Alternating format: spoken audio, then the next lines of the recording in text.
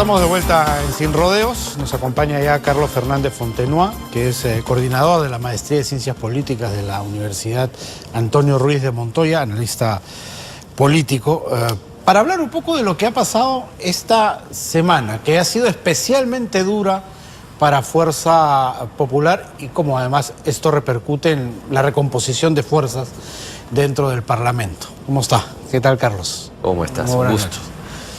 ¿Crees que se está dando esto ya o que es un hecho ya, la recomposición total de fuerzas dentro del Parlamento? Yo creo que sí, ¿no? Yo creo que, digamos, Fuerza Popular ha fracasado políticamente.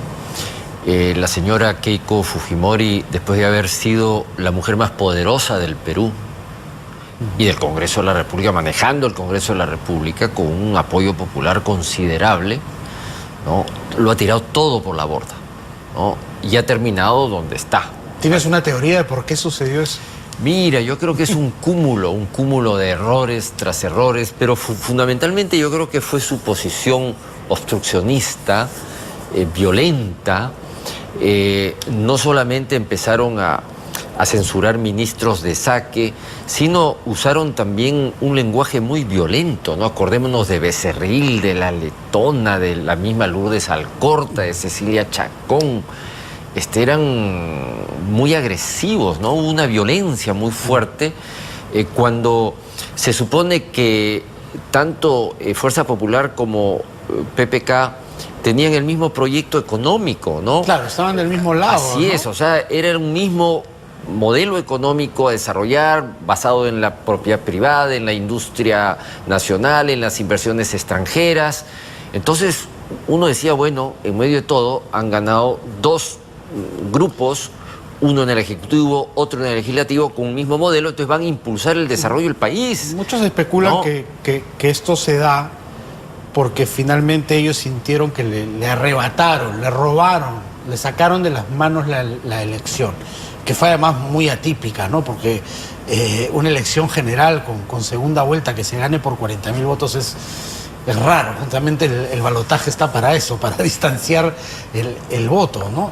Raro. Pero finalmente ellos se sintieron robados, que le metieron la mano al bolsillo y fueron directamente a la yugular del presidente, que sentían que no debía estar ahí, sino que debían ser ellos. ¿Crees que más o menos en esa reflexión no se pudieron zafar nunca de la bilis generada?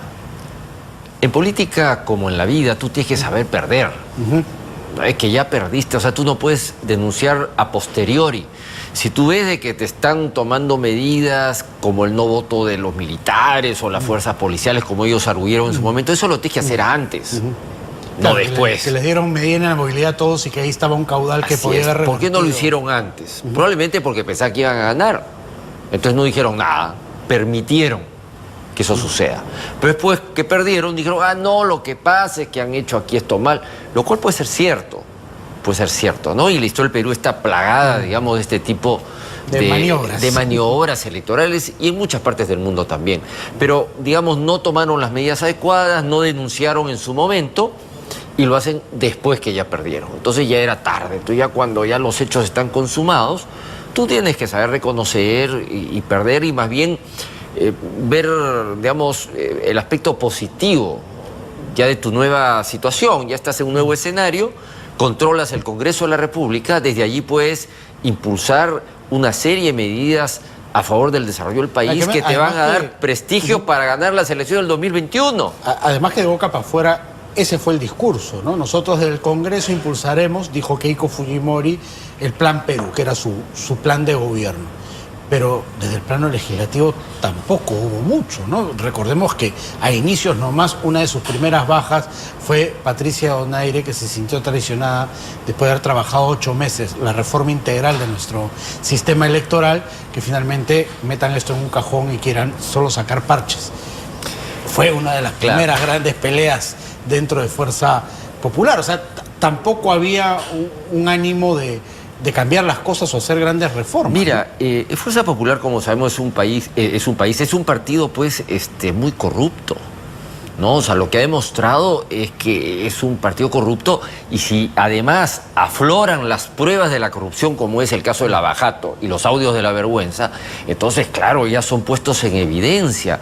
Entonces, además de lo que tú mencionas, que comparto tu análisis, aparte, digamos, de no saber perder, de una política obstruccionista, confrontacional, con una violencia innecesaria, sin aprobar proyectos de ley, sin tener una posición positiva, digamos, a favor del desarrollo del país, si a eso le sumas que su secretario general del partido, este señor Ramírez, Joaquín Ramírez, investigado por lavado de activos en Perú, investigado en Estados Unidos. Klimper viene después de secretario general, está metido en el directorio de Graña y Montero, entre otras cosas. Entonces, así empiezas a ver Becerril. Resulta que también está metido en una serie de enjuagues con el Consejo Nacional de la Magistratura. Sus dos hermanos también perseguidos. Claro, con temas grandes de corrupción. A Becerril todavía ¿no? Se le ha investigado totalmente, porque parece que ha trabajado con Oviedo, según algunos periodistas, y Oviedo pues está vinculado a la banda de los huachiturros. Entonces, casi toda su plana mayor está vinculada a una serie, digamos, de sospechas. La misma Cecilia Chacón, sentenciada por lavado de activos. Entonces, si uno empieza a pasar lista a la alta dirigencia, el mismo Kenji, le encuentran 100 kilos de cocaína en su empresa. A su padre le encontraron como 170 kilos en el avión presidencial. Entonces, todo el entorno de la cúpula, digamos, huele mal, digamos, ¿no? Y eso, con el escándalo de Lavajato, pues, se ha potenciado. Con los audios se ha potenciado, porque ahí hemos visto... digamos, en evidencia, negociando a Becerril, negociando a Miki Torres, la misma Keiko que parece que se ha reunido con... Sí, eso siempre nos quedó en la duda, ¿no? Entonces, digamos, todo eso ha sumado, ¿no? Pero yo creo que fundamentalmente ha sido una estrategia política y una actitud política negativa, ¿no? Destructiva, ¿no? En lugar de tomar, digamos, el camino de la cooperación, de la crítica constructiva también, de una oposición responsable, ¿no? Que la catapulte hacia el 2021 como una lideresa que sabe asumir la derrota, que es joven y que tiene todavía mucho tiempo por delante, o tenía mucho tiempo por delante a nivel político. Ya con el desprestigio, con su bancada descalabrada y estando en prisión, ¿ves alguna posibilidad de que ella pueda tentar algo el 2021 o ya no? Mira, yo lo veo muy complicado, ¿no? Yo lo veo muy complicado porque el tema de las pruebas que van a venir de Brasil, ¿no? Yo creo que van a remover más, digamos, todas estas ramificaciones de la corrupción, donde está metida Keiko, está metido Yoshiyama, está metido, en fin, Bedoya, están metidos un montón, digamos, de personas vinculadas. Ahora, ahí lo popular. complicado judicialmente va a ser probar que verdaderamente ellos sabían de dónde venía el dinero, ¿no? Porque finalmente recibir un dinero no contabilizado para una campaña termina no siendo un delito, lamentablemente. Si se le quiere achacar el tema del lavado de activos, se va a tener que probar no solamente que ese dinero era sucio, sino que ellos sabían que lo era. Así es. Eso va a ser, claro. Esa es la complicación de ese caso. Mira, yo creo que si vemos al Perú desde una perspectiva histórica, lo que se puede apreciar es que el Perú en las últimas décadas, digamos, ha tenido grandes problemas realmente graves, como ha sido primero la quiebra económica del Perú. Su misma fundación fue problemática. Sí, pero digamos ahorita, ¿no? Hace 40 años. El primer gobierno de Alan García quebró al Perú económicamente. Fue un desastre nacional, el peor gobierno en términos económicos, y empezó la corrupción ahí también fuerte de la historia del país. Entonces, levantar a un país quebrado económicamente, además con Sendero Luminoso, además con el MRTA encima, es muy difícil. Sin embargo, los peruanos lo hemos hecho. Hemos superado, nos hemos demorado años, pero lo hemos hecho, hemos superado ese problema. Luego vino el problema del terrorismo. que también, digamos, convivió con la crisis económica, el conflicto interno, más el conflicto con Ecuador al mismo tiempo, más la crisis económica, es decir, una situación, digamos, de violencia política muy, muy grande, una de las más grandes de América Latina, ¿no? Y lo hemos podido superar, 70.000 muertos, hemos pagado un costo alto, ¿no? Y en la parte económica no solamente nos recuperamos, sino pasamos a ser el país que crecía más en América Latina. O sea, los peruanos hemos superado los grandes problemas. A nivel económico, no solamente levantamos la economía, sino crecimos, digamos, a las tasas más altas. Es verdad que un poco de suerte, porque los precios de los minerales subieron, pero lo hicimos. Al terrorismo se le superó, hemos pagado un precio, duró años la lucha contra estos sectores violentos, pero se ganó. Y ahora tenemos el tercer gran problema, que es la corrupción.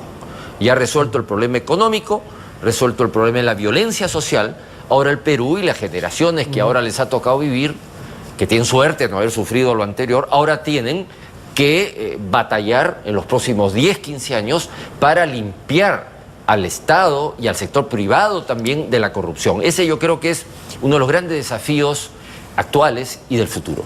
¿Crees que en estos momentos hay una estrategia contra la corrupción? ¿Es una batahola, un crispamiento de entusiasmo puro que finalmente no está encarrilado para ningún lado? Yo creo que estamos empezando a organizar una red de lucha contra la corrupción. Yo creo que los errores de Keiko Fujimori han generado, entre otras cosas, que se cree un gran frente anticorrupción en el Perú, donde están, digamos, grupos sociales, políticos de diversas ideologías, de diversas tendencias, de diversos credos, pero que no aguantan más la corrupción. Ya los peruanos estamos hartos de la corrupción. Entonces nos hemos unido, no contra personas, sino contra esta red de corrupción donde hay gente de diversas tendencias políticas también. Obviamente están más concentrados en algunos partidos y en algunos sectores del Estado, como podemos apreciar. ¿Y tú sientes que se han olvidado otros? Por ejemplo, los casos de Susana Villarán, la apatía que hubo al inicio con el caso de Toledo que permitió que escape. Eso es lo que muchos achacan a este equipo que está trabajando el tema de la bajada, ¿no? Que ha apretado el acelerador por algunos casos y a otros medios que los ha dejado abandonados. Aunque también tienen medidas restrictivas, ¿no? Finalmente Toledo escapó, pero está enfrentando un proceso de extradición. Susana Villarán está con impedimento de salida del país y parece que lo que viene de Brasil también va a jugar muy en contra de ella, ¿no? Mira, el ideal, como tú dices, es que juzgaran a todo el mundo al mismo tiempo. Al mismo tiempo y con la misma velocidad. Así es, pero la pregunta es, ¿el Ministerio Público y el Poder Judicial tienen esa capacidad, tienen esos equipos y sobre todo la voluntad de hacerlo? Hemos visto que no. Por lo menos Chávarri no tenía la voluntad de investigar una serie de casos muy grandes. Entonces ahí se ha generado una confrontación que todos los peruanos hemos visto, que nos ha hecho perder mucho tiempo. Y que hubo excesos de ambos lados, ¿no? Así es, estos fiscales se han empezado a pelear entre ellos dentro del Ministerio Público. Entonces, en lugar de estar preocupados de avanzar los otros casos, han tenido que estar peleándose con Chávarri, Vera contra Chávarri, Domingo Pérez también, y ahí entraba Inostroza y entraba el otro. Entonces se han dedicado a pelear entre ellos, con razón o sin razón, en lugar de avanzar todos estos casos que tú estás mencionando. Entonces se han concentrado probablemente en los que ellos consideran más importantes, más urgentes, más grandes. O que estaban más avanzados. O que estaban más avanzados. Bueno, ¿qué esperar del Congreso? Ya con esta fuerza popular debilitada, que está cediendo terreno día a día y cediendo congresistas también. ¿Cómo vislumbra la recomposición de fuerzas? Porque tampoco sería bueno que todos los que han salido y que están como independientes queden como tales, ¿no? Porque es muy difícil negociar así, ¿no? De persona por persona. Lo ideal sería que se armen algunos grupos con los cuales se pueda ya empezar a tender puentes de negociación para que el Congreso al final de su periodo nos dé algunos resultados, por lo menos, ¿no? Algunas grandes reformas, empezadas por lo menos. Es mucho decir que las terminen, pero sí empezar algunas grandes reformas. La visión que tenemos es que hemos perdido 2 años, ¿no? El Congreso, con esta actitud obstruccionista, violenta, destructiva finalmente, en lugar de tener una posición positiva y constructiva, nos ha hecho perder 2 años. Entonces, la popularidad, digamos, del Congreso, como todos sabemos, ha bajado a un nivel realmente que nunca en la historia habíamos visto. Entonces, en estos 2 años y medio que le queda de vida, me da la impresión que Salaverry lo que quiere es levantar un poco la imagen del Congreso y solamente va a levantar a través de un cambio de actitud. Un cambio de actitud a través de nuevas bancadas que efectivamente se están creando, ya se han creado un par, probablemente se cree 1 o 2 más, no lo sabemos, pero yo creo que ya la actitud ha cambiado. Yo creo que el escenario político ha cambiado mucho, ¿no? En relación a la época de PPK, a la época de Vizcarra, ha cambiado bastante el escenario político para bien. Entonces yo creo que las fuerzas parlamentarias ahora ya están con otra actitud. El presidente del Congreso mismo está ya con otra actitud, el resto de bancadas también. ¿Crees que eso ha sido determinante para todo esto que estamos viviendo ahora? Si hubiéramos tenido un presidente de Fuerza Popular con el perfil de los anteriores, ¿crees que esto hubiera sido posible? Yo creo que el desenlace hubiera probablemente sido otro, ¿no? Ahí, digamos, nos hubiéramos acercado a un cierre del Congreso, probablemente. Salaverry lo que ha hecho, entre otras cosas, es evitar que cierren el Congreso. Claro, abrir la válvula, ¿no? Abrir la válvula, ¿no? Sentarse con Vizcarra en Palacio. Vizcarra también ha tenido una actitud inteligente de convocarlo. A él lo convocó y no lo convocó a Chávarri, por ejemplo, ¿no? Ale Carlos fue también a su juramentación, pero a Chávarri no. Entonces, Vizcarra también la ha jugado bien, digamos, ha tenido un juego político inteligente, ha sabido sumar en lugar de restar. El caso de Keiko es todo lo contrario. A lo que se ha dedicado es a restar fuerzas a su organización política. Y en política lo que se trata es de sumar en favor de los intereses nacionales, ¿no? Y yo creo que en ese sentido Vizcarra está teniendo una estrategia política más positiva y creo que el futuro está de su lado en estos momentos. Ahora, hay un tema de gestión que queda en deuda, ¿no? Sí, que al final le puede pasar factura, ¿no? Cada época tiene su tema central, su problema fundamental, ¿no? En estos momentos Vizcarra se ha encontrado con el problema fundamental de la corrupción. No porque lo haya escogido él, sino ha reventado en toda América Latina el caso Lava Jato y el caso de los audios, digamos. Entonces, pero sí supo cogerlo en el aire, así es, ¿no? Pero hay otros líderes políticos que la pelotita se les pasa, ¿no? Sí, además no tenía otra opción, ¿no? Porque si no cogía eso en el aire, iba a seguir de rehén de Keiko Fujimori y de Fuerza Popular. O sea, su forma de independizarse. Eso será, para los politólogos materia de estudio, ¿no? Sí. De cómo una persona tan débil, sin tan poco músculo político, sin bancada, sin partido, sin experiencia, logró darle la vuelta a la situación y dominar a este gran monstruo, este gorila desbocado que era Fuerza Popular, ¿no? Que todos prevían que se lo iba a comer con zapato y todo. Llegó un momento en que las encuestas mostraron, yo me acuerdo que hice la primera lectura en ese sentido, en que Keiko, que tenía, digamos, mucho más popularidad que PPK, ¿no? Llegó un momento en que baja su popularidad por todos los errores y el último fue votar a su hermano. Ya pelearte con todo el mundo y además con tu familia ya fue la gota que rebalsó el vaso. Entonces, y además muchos le echaron la culpa del regreso de su padre a prisión. Bueno, no ha regresado. Ya chocó con su familia, ya fue realmente desagradable. Así terminó, digamos, de descender. E incluso la semana en que ella trata de amistarse, de acercarse a su padre, creo que le fue peor todavía, porque ni siquiera eso le creyeron ya. Entonces, Keiko baja en las encuestas y Vizcarra y Villanueva superan por primera vez en lo que iba del gobierno la popularidad tanto de Keiko como de Galarreta en el Congreso. Entonces ahí cambió el escenario político.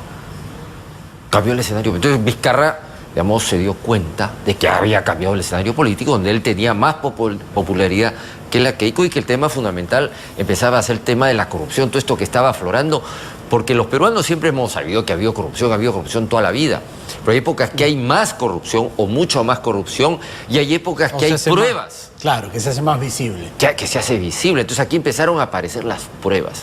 Entonces Vizcarra, yo creo que tuvo una lectura adecuada en el momento adecuado y supo elaborar una estrategia que además es una estrategia positiva para el país. Yo creo que todos estamos de acuerdo que hay que extirpar esta corrupción. No nos olvidemos que Fujimori ha gobernado 10 años y ha nombrado fiscales, ha nombrado jueces. Alan García ha gobernado 10 años, o sea, 20 años entre los dos, que también ha nombrado fiscales, ha nombrado jueces, gente dentro del aparato del Estado.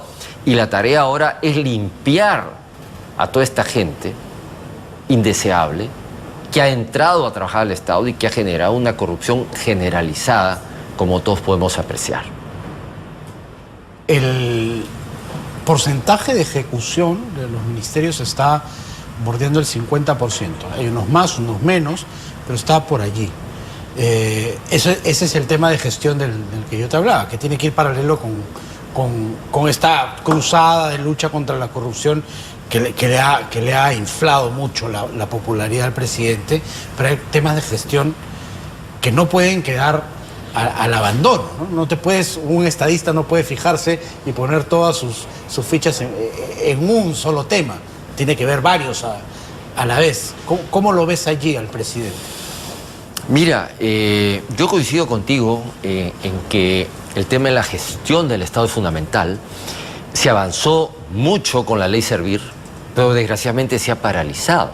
Se ha paralizado por desinterés de la clase política. Claro, además hay muchos sectores que se salen, que no quieren. Así es, pero tanto, digamos, el Congreso de la República, tanto Fuerza Popular, por ciertas razones, ciertos motivos, como Vizcarra, de repente, porque no tiene la gente suficiente, no tiene partido, está armando equipo, qué sé yo, no se han dado, digamos, la molestia de concentrar mucho más esfuerzos en la reforma del Estado, que ya empezó. O sea, la ley Servir es una ley, yo creo que muy esperada en el Perú.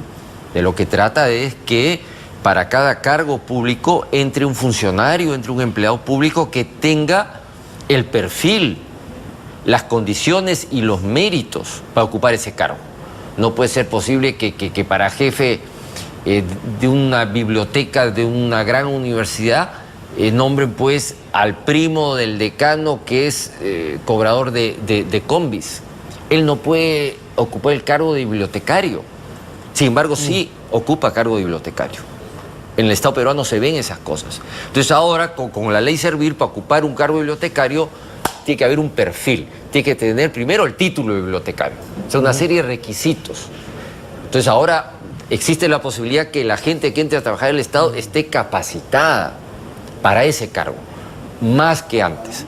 Y eso yo creo que va a tener resultados positivos, pero eso hay que implementarlo, está recién empezando a implementarse y como tú dices, pues hay una serie de trabas por diversos intereses que este gobierno va a tener que enfrentar adecuadamente. Ojalá que por lo menos en el tema de nuestro sistema de justicia este Congreso nos deje algo interesante, de la mano del Ejecutivo, ¿no? Sería un legado, el único de repente, pero un legado importante.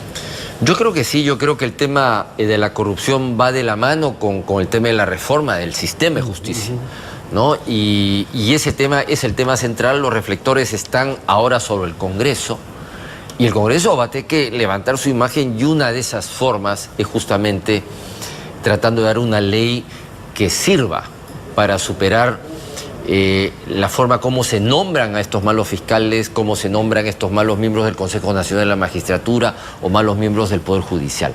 Yo creo que vamos a salir de esta crisis, como hemos salido de las grandes crisis anteriores, no va a ser inmediato. Estamos empezando este proceso de lucha contra la corrupción, recién se están armando equipos, se están formando redes. Esto va a durar 10 años, 15 años. Y es esta nueva generación que está emergiendo de fiscales, de jueces y toda esta reserva moral, porque yo creo que en el Perú lo que ha aflorado ahora es la reserva moral. La reserva moral en el Poder Judicial, en el Ministerio Público, en la academia, en los periodistas, en la iglesia, en los profesionales. Ha salido esa reserva moral y ha enfrentado y ha creado un gran frente que está ocasionando todos los cambios que estamos viendo. Perfecto. Muchas gracias, Carlos, por haber estado aquí con nosotros. Gracias a ti. Carlos Fernández Fontenoy ha estado con nosotros, analista político. Conmigo será hasta el próximo lunes. Llegamos al final de la semana y al final del programa también. Yo los dejo con lo último de la información con Alicia Reto. Chau.